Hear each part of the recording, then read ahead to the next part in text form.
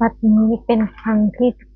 14ซึ่งตรงกับวันที่23เดือน11ปี68ข้าพเจ้านางสาวชลาภรณ์ขอแก่งวาจาสาธยายพุทธมนต์ถวายเป็นพุทธบูชาธรรมบูชาสังฆบูชาและอาจารยบูชาแด่องค์พระคัมภีร์ให้เทวเจ้าองค์หลวงปู่สมเด็จรุ่นหลวงปู่บุญเดชหลวงปู่ศิลาตลอดทั้ง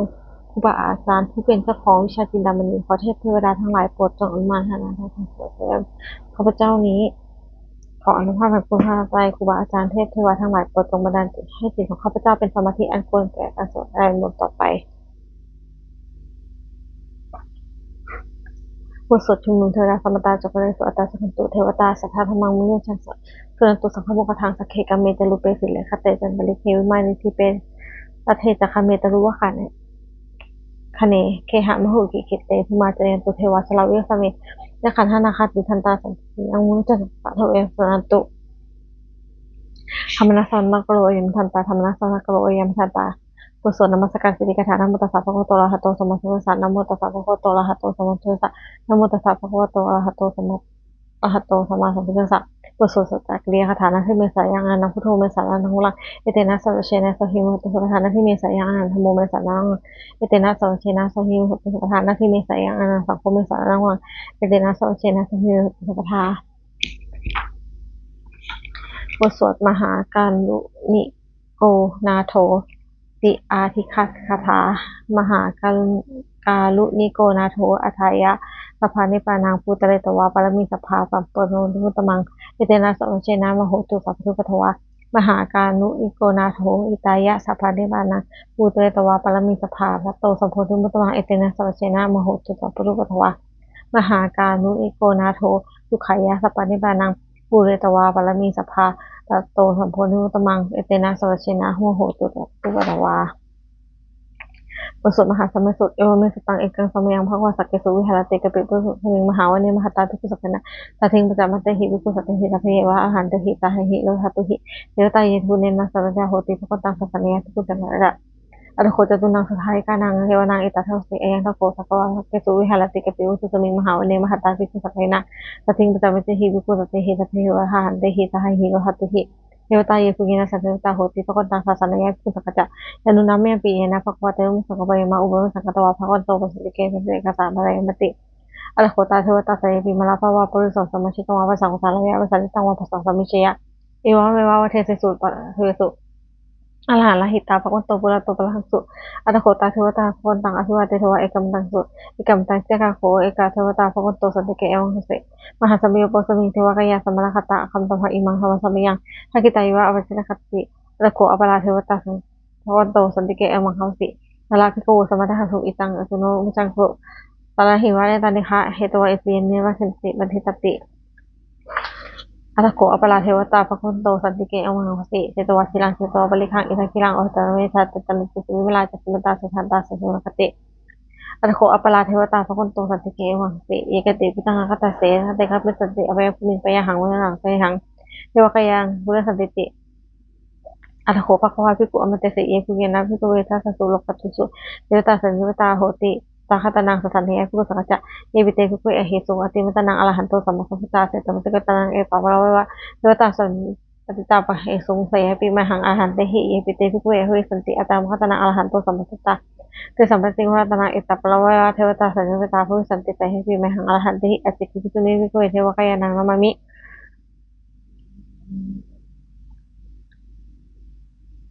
อาจิกิสมิภิกขเวเทวกายานังนามามิอิตาอิสมิภิกขเวเทวกายานังนามามิเทสิสมิภิกขเวเทวกายานังนามามิตังสุนันทาสัทุกังมลังสกุลธาภริสมิติเอวัมพันติติโกภิกขุ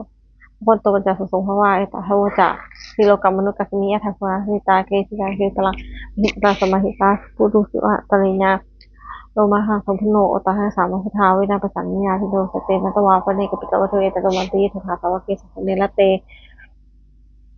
เทวกายาอภิเกณตาเตวิชานาทัพพิโกแต่จักรพรรดิสุดท้ายสังเสสัมภะหุยานังอมุสสะสัมมะกังอภิเกณสตัมตุกุสหะสัพเพปตังเอกสหสนังอมุสสะสัมมะคุอภิเกณสตัมตุกุที่เขาจะเอาอุตัญจสัพพังอภิเยาวะกิตังสุขมาปโตมันติหิทัสสะสวะเกสัพเพเตเทวกายาอภิเกณตาเตวิชานาทัพพิโกโยหังเกติยิสุกิตหิอุปโภสหัสสาวะขาภูมิสารปัทวาอิทิมันตุหิติมโตนะโตยสุนุมันธรรมะอภิตุมุขเวนะสุปฏิมา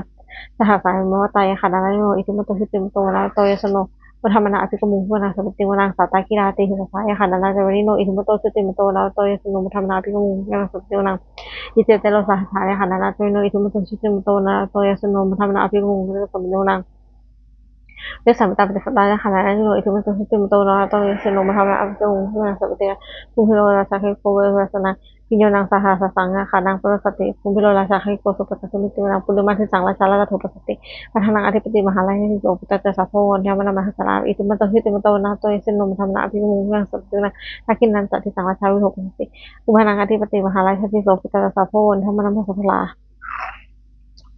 อิทิมันโตสติมันโตนะโตสนมธรรมะอภิภูมิเรื่องหรือนะปัจฉิมที่สังราชาวิโหปสตินาคณะอธิปติมหาลักษณ์โสปุตตะสาโพธรรมนามสัพพะอิทิมันโตสติมันโต Panama toya se no mathamna aphi kumuna samutang onang udana se sangla sakuro pasati nakha ati pete mahala se to puta sa so thamna masra iti manto se ti manto wana to so mathamna aphi kumuna samti wana pura mati sangla ka thor kine na ko pasi mina nu ko pura ta sangta dalo te mahansa samata to ro sa asana aha ko wane ka pilo tho te samang yo sa aku ha ka tha me aku ben thu pu te wi sa ha ta ma ka tho ka sa tho ta kinu mu thu ni mu thu ta pana tho upama yo ta tho so to tantari ti ta se no na khan tho no ko no so ko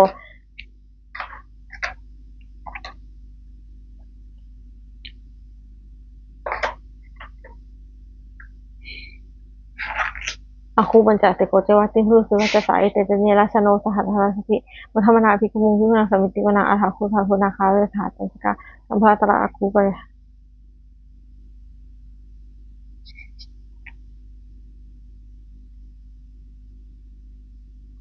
saya saya piti yamuna sahaja aku nak kaya seno lawan nama anak aku sepakat miti kuna yang nak kalian saya salah jadi pasti saya susu aku ini sah saya lama baca sama kita sebenarnya itu memang saya yang terhalang sama sih sebenarnya tuh kayak makasih betul kan hiu yang tanah khas sebenarnya sama aku tentang kita wajar kita nah tentang asuran kita betul dan sete itu betul ya seno kalau kan sama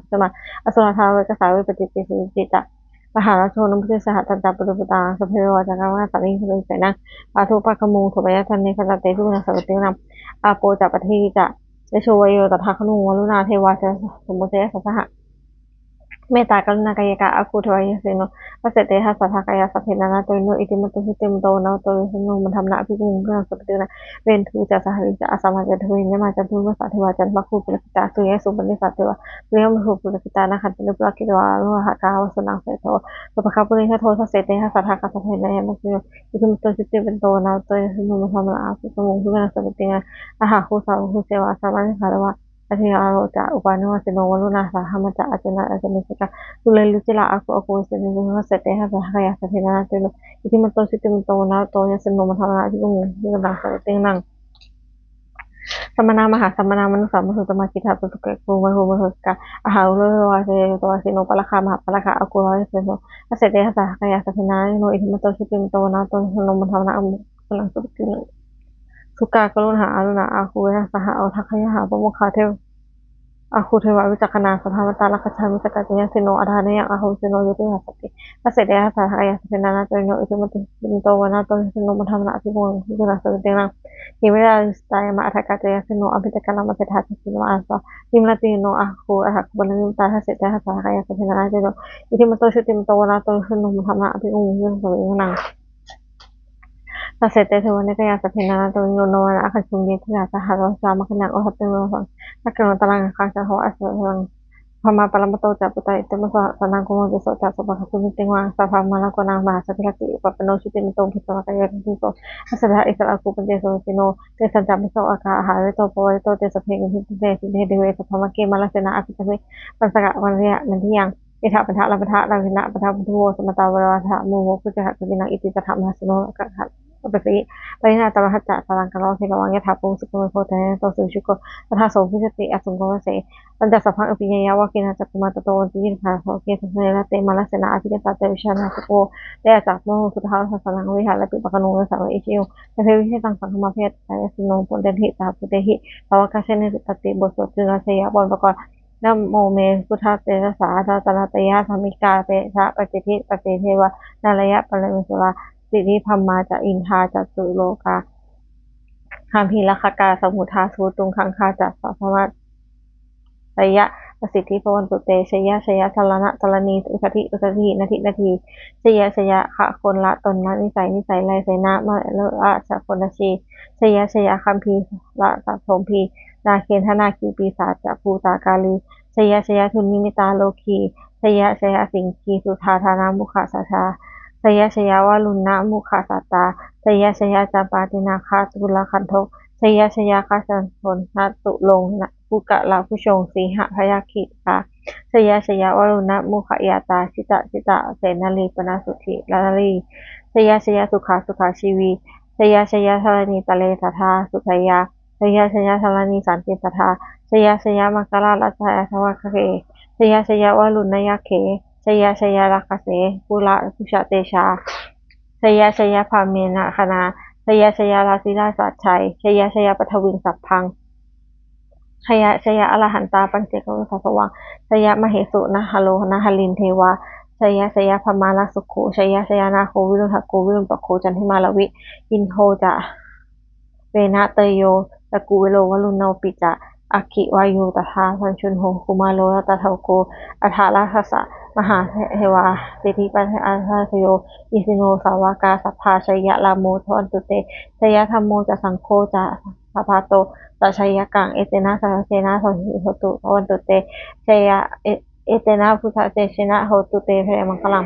ชโยปีพุทธศาสริมโตอยังมนัสสะปะปาปิมโตปราชโยอุปโรยัมโพธิมันเทปโมทิตาชยตถาคามวะคณามหิสิโน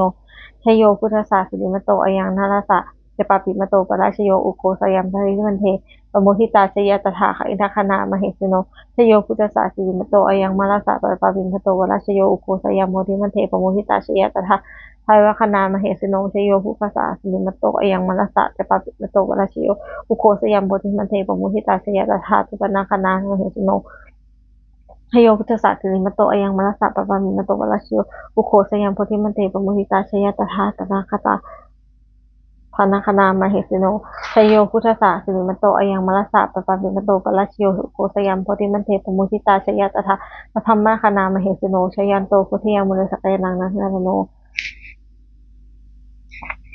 เอวังตวังวิหโยโหหิชยันสุชยมังคะเลอาปัสสยังเกติเสวิสุคะเลอภิเศษเกสัพพพุทธานังอคัปโตปโมคติสุนัขตังสุมังคลังสุภตังสุหุตังสุนัขโนสุนัขโตสุหุติที่ทางจะพันปัจจิสุปทักขินังกายกัมมังวาจากัมมังปทักขินังปทักขินังมโนกัมมังปทักขิเนเตปทักขินาปทักขินานิกตวนะละพันเตปทักขิเนเตสัทธาตุกิตาวิรุณหาผู้ศาสเนอโลคาสุกิตาโหทาสหปเพยาทิติสุนันตุโทนโตเยเทวะอสมิทาเนอธิคตาทีฆายุกาสทาโหตุสุกิตาโหตุสัพพทาละขันตุสัพพะตานังละขันตุสัพพินาตสัพพนังยากาจิปัฏนาเตสังพเพปุเรนตุมโนทหะยุตะกาเลปวสัตตุวันสังวันสาวะลาหากาโลคาปัจจุนทวาเตสังนิวาเลนตุจะสัพพทากายาสุขังจิตตสุขังอรหันตุยถาละหัง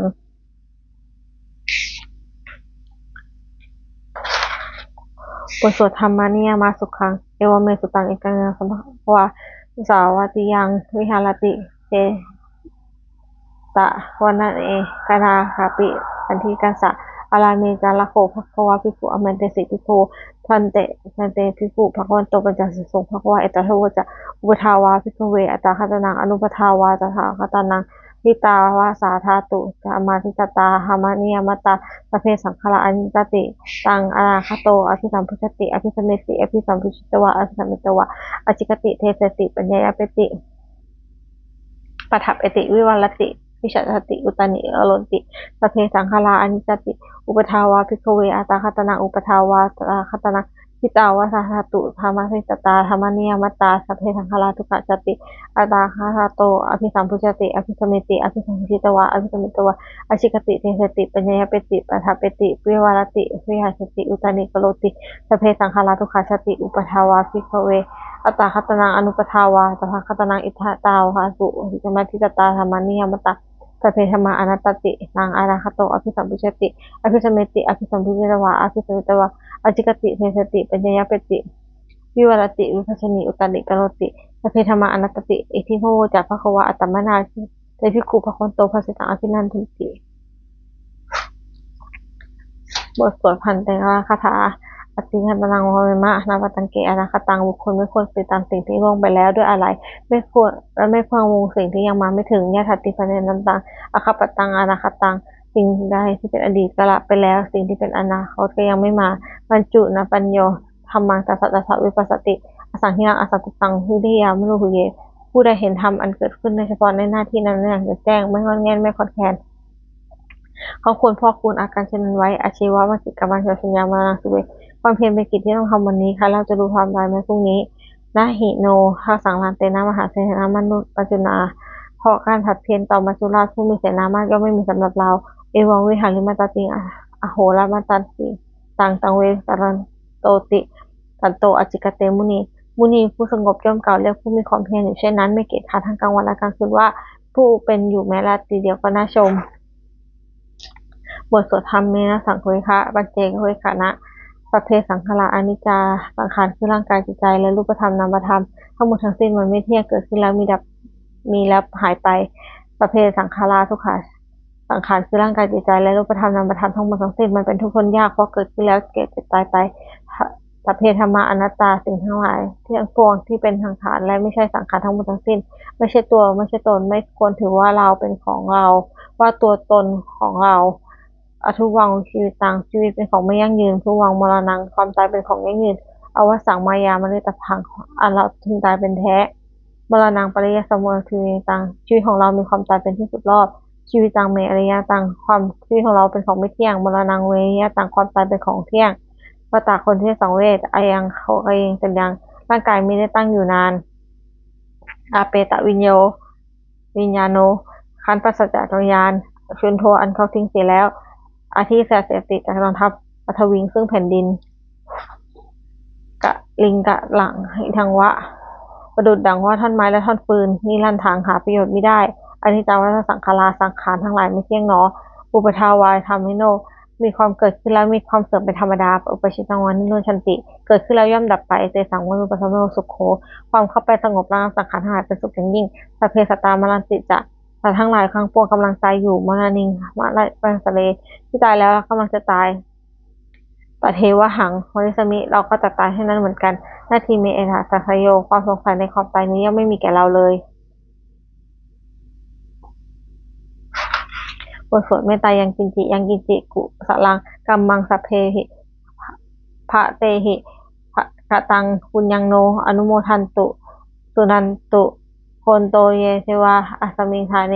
อธิคตาธิคายุกาสัทธาโหตุสุกิตาโหตุทุกขปมุจจตุมาตาปิตาสุกิตาโหตุทุกขปมุจจตุสเพยติกาโหสุกิตาโหตุทุกขปมุจจตุสเพอายติกาสุกิตาโหตุทุกขปมุจจตุสเพปิสาสเพยขาสเพเปตาสุกิตาโหตุทุกขปมุจจตุสเพอริยชิปชาสุกิตาโหตุทุกขปมุจจตุสเพสังฆะตาสุกิตาโหตุทุกขปมุจจตุสเพเทวาสุกิตาโหตุทุกขปมุจจตุสเพสามิตังสมิตตุบทสวดหลวงปู่ทวดนะโมทิสัตโตอาคันติมายะอิติภควานะโมโพธิสัตโตอาคันติมายะอิติภควานะโมโพธิสัตโตอาคันติมายะอิติภควาปันติคันทังคาถายาเทวตาสันติวิหารวัชนีโทเปกะเลโพธิกะเลตะหิงตาธรรมทานเนนะปันตุกุชิตาตัวทิงกลนเตถะวิหารมัทะเลเทราจมัชชาจวนากาจตุโพสลามิกาธนาปิอุปสกาข้ามาจากเทสานิข้ามาจากอิสราสารพุตาจิเกตาพุตุเตชะลาภุชาเอวินะทัสสะภวาทังเสชะตาโพปะการิกาญาณิการธรรมะปฏิเตตะเพพุทธศาสนาปังคยาทัตุติสังสัมโมธรรมัทธาจะบุคลาสังโฆอวะโคจะทายะจะหิตายะจะอัมเหละคันตุสัทธมังคะเวปริโนพุทธิสัพปะนุโมเนมะธรรมเนระปะเวเตปะสันนาโหตุสัพพิปะนุโนพุทธศาสเนธรรมะทารังปุริสันโตกาเทโววัสตุพุทธิสภาสัตนังสมิทังเมตุมิชนิปัตตะเตเรอจังไรขันจังลักษุกังเอวังธรรมเนนะลัชโนสัชันหาคันตุสัพพทาเทวตาอุชโนยคาถาทุกขปตาจนิทุกขาพยาปตาจนิพยาสกปตาจนิสุภาโลตุสเพปนิโนเอตาโคตารามหิเอตาพยังมุตสัมปทังสเพเดวานุทันตุสัพพะปฏิทิยาธนาหะทันตุสัพพยาศีลาหะตุสัพพทาธนาพิยตาโหตุขันตุเทวตาสุมงคลคันธาโพ ตุสัพพังสุมังคลังหัตตุสัพพะเทวตาสัพพะพุทธานุภาเวนะสัทธิโหตุเนตระโหตุสัพพังสุมังคลังหัตตุสัพพะเทวตาสัพพะธรรมานุภาเวนะสัทธิโหตุเนตระโหตุสัพพังสุมังคลังหัตตุสัพพะเทวตาสัพพะธนะสังฆานุภาเวนะสัทธิโหตุเนตระสัพเพพุทธาปรัตตาปัจเจกจนังพลังอรหันตานันตะเดชนะลักขมิสัพโสสัพเพพุทธาปรัตตาปัจเจกจนังพลังอรหันตานันตะเดชนะลักขมิสัพโสสัพเพพุทธาปรัตตาปัจเจกจนังพลังอรหันตานันตะเดชนะลักขมิสัพโส